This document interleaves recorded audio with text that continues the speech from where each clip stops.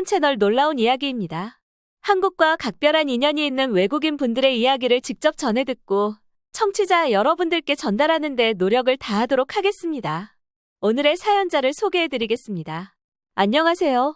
안녕하세요. 저는 미국 남부에 살고 있는 나타샤입니다. 네, 미국에 살고 계신 나타샤 씨께서 사연을 소개해 드리겠습니다.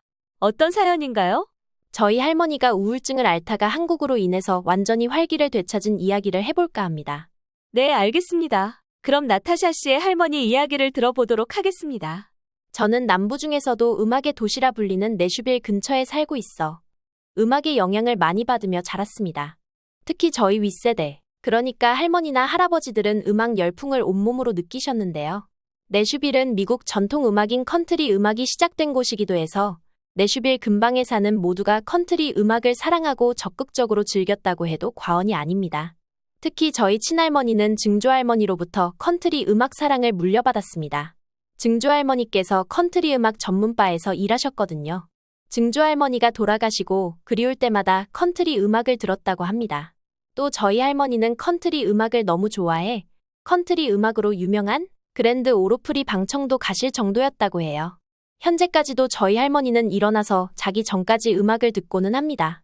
저희 할머니가 얼마나 컨트리 음악을 사랑하시는지 아시겠죠? 저희 할머니는 올해 70세이시며 늦은 나이까지 자잘한 일거리를 맡아 하셨습니다. 동네에서 노인센터에 가서 취미를 즐기기도 했죠. 하지만 할머니도 점점 더 나이가 들고 체력이 약해지고 의지를 잃으셨어요. 하필 할머니가 그 시기에 씻다가 허리를 삐끗해 잘 움직이지도 못하게 돼 더욱 우울해하셨어요. 치료받으러 가자고 말씀드려도 듣지를 않으시더라고요. 결국 움직이지도 않아 살만 붙으시고 무게가 실려 허리 상태만 나빠지고 나중에는 집에서도 잘 안 나가시고 잘 씻지도 않는 지경에 이르렀어요. 주변에게 자문을 구하니 증상이 꼭 노인 우울증 같다고 하더라고요.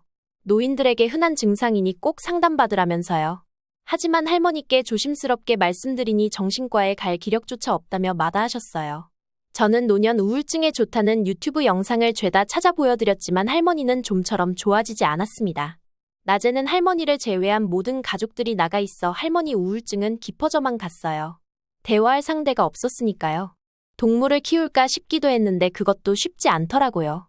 제 동생이 강아지 알러지가 있어 강아지는 엄두도 못 냈거든요.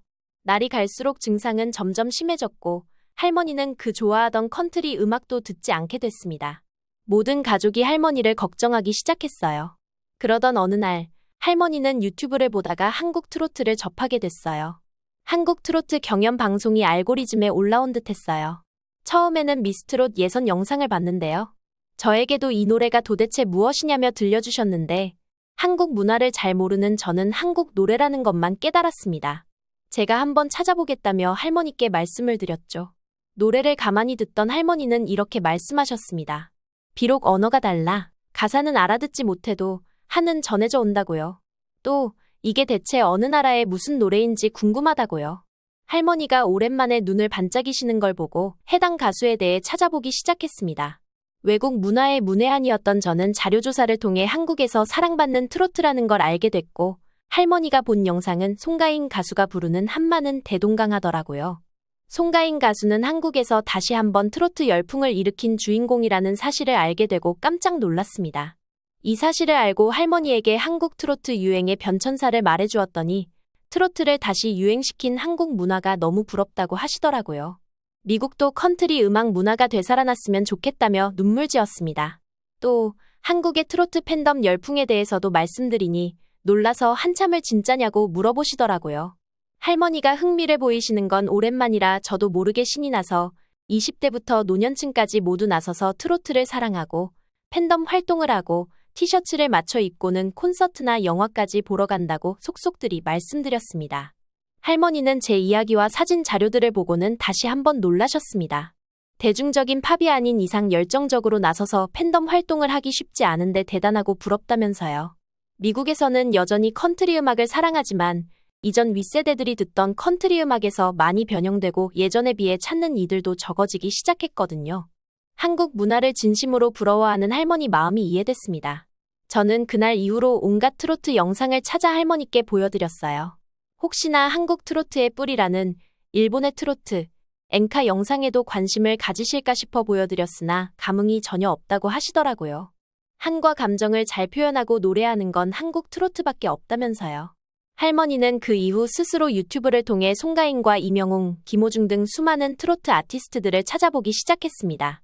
정동원이나 김태형 같은 어린 트로트 가수들이 부르는 트로트까지 즐겨 듣고 계시더라고요. 어린 친구들이 이렇게나 한을 잘 표현하냐면서 한국인들은 정말 재능이 뛰어나다고도 말씀하셨습니다. 우스갯소리로 트로트 전문 학교라도 다니는 건 아니냐고 하시더라고요. 몇 달 만에 농담을 건네는 할머니에 안심이 됐습니다. 몇 달 전과 비교했을 때 할머니가 정말 많이 밝아진 걸 느낄 수 있었어요. 저희 가족은 입을 모아서 한국 트로트가 있어서 다행이라며 안도의 한숨을 쉬었습니다. 사실 그전까지 저희 할머니는 한국을 잘 몰랐습니다. 아무래도 세대 차이가 있으니 전쟁 때 미국이 도움을 준 나라 정도로만 알고 있으셨어요. 위치도 잘 모르셨고 한국어나 한국 문화는 더더욱 모르셨습니다. 한국어를 전혀 모르는 저희 할머니는 어설프게 가사를 따라하기도 하더라고요. 그 모습을 보는 저와 저희 가족은 너무 신기했습니다. 마치 할머니가 다시 태어난 것 같았어요. 한국에서 개봉한 아이미어로도 보고 싶다며 한국 팬들이 너무 부럽다고요. 할머니의 한국 트로트 사랑은 거기에서 멈추지 않았습니다. 동네 노인들에게 들려주고 싶다며 허리 치료를 다시 열심히 받으러 가기 시작했어요. 유튜브의 기초 강의를 통해 한국어도 공부하기 시작했죠. 한국어로 트로트 가사를 있는 그대로 느끼고 싶은데 한국어를 할 줄 모르니 너무 아쉽다고 하시면서요.